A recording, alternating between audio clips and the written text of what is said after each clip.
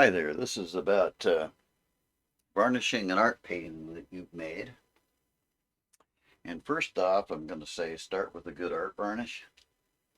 This is Gambar from Gamblin.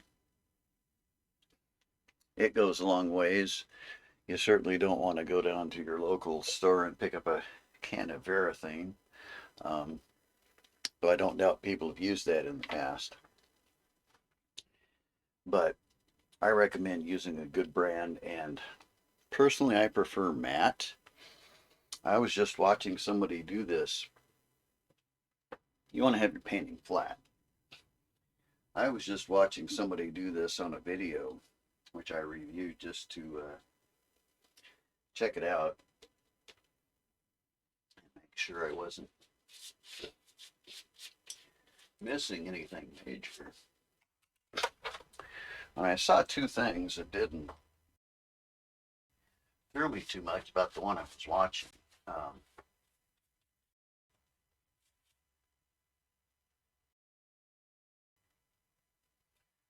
One of the things is, the artist said, you don't need a good quality brush, just use a cheap brush for doing it. You don't need an artist brush. Well, he was right, you don't really need an artist brush for this, but, and here comes the big but,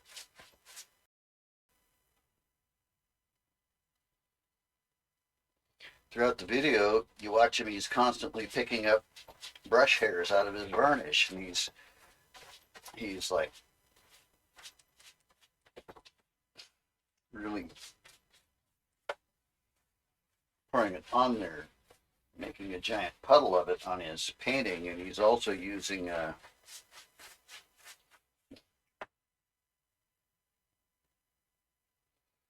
not using, but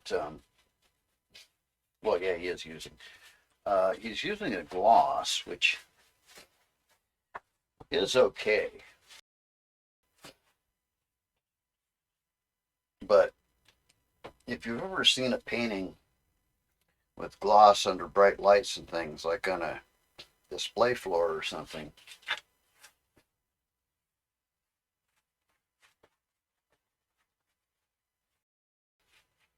it can make it harder to see, and you get reflections off the gloss that, in my opinion, detract from the quality of your painting when it's under bright lighting.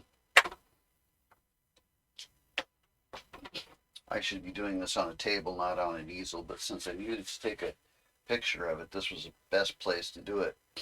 Why am I varnishing it? Well, you notice as I put on the varnish, colors brighten up, and the painting acquires a certain amount of depth, which really improves the looks.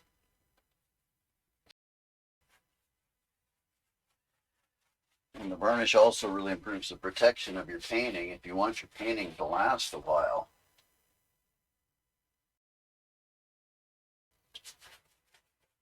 varnish it. And if you use a good varnish, it doesn't detract from the painting. What does it do? In fact, it adds to it in other ways than I've mentioned, because one of the things you get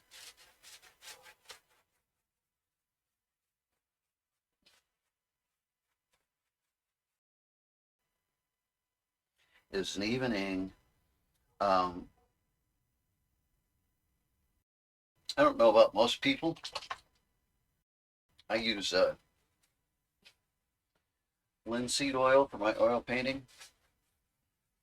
I know a lot of people use Gamblin alternative for a medium, which is what I would choose if I wanted an alternative medium, but linseed oil seems to suit me, so I'm happy with it. So I actually haven't tried one of the other mediums.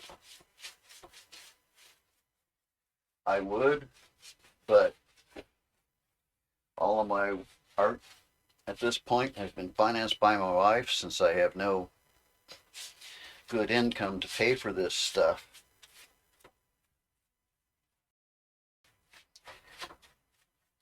So I'm also having to try to stay as inexpensive as possible on some things. But I find that linseed oil suits the way I work. If I want to use something a little different, I'll use some mineral spirits if I need it to dry a little faster or something like that, or dry a little less glossy because linseed oil tends to lend a gloss to it anyway. So I guess first off, what varnish you use depends on how glossy it is to start with, especially if it's really glossy to start with. Um, it depends on your medium and such. So what you want to do is just get it very even and then leave it sit. And contrary to this other video that I watched, also, I would recommend not pouring a giant puddle on it. Put the minimum amount you can on that will cover and make the colors all nice and even. Now I have considered, but I haven't tried it yet, playing with a varnish to put a gloss on some areas and matte varnish on other areas. But as you can see, this is like my third or fourth painting this size that I've done with this varnish, this Gamvar varnish. And though it's expensive to start with, I've still got enough to do another couple of paintings at least, depending on what size they are, probably a couple this size, and that gets plenty of varnish on there, so it goes far. And of course you want to make sure it's well covered is the main thing. Make sure it's well covered, you can't see brush lines, that kind of thing. And this is not going to run like you might get with some other types because it's not all gooped up into a pile. So that's basically it. That's what there is to varnishing a painting.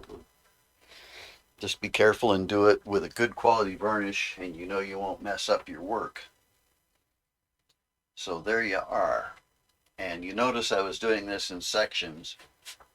That's why I didn't get one part dry before I got to the other parts, even though this painting isn't big enough for that to be a real problem. So hope somebody gets something out of it.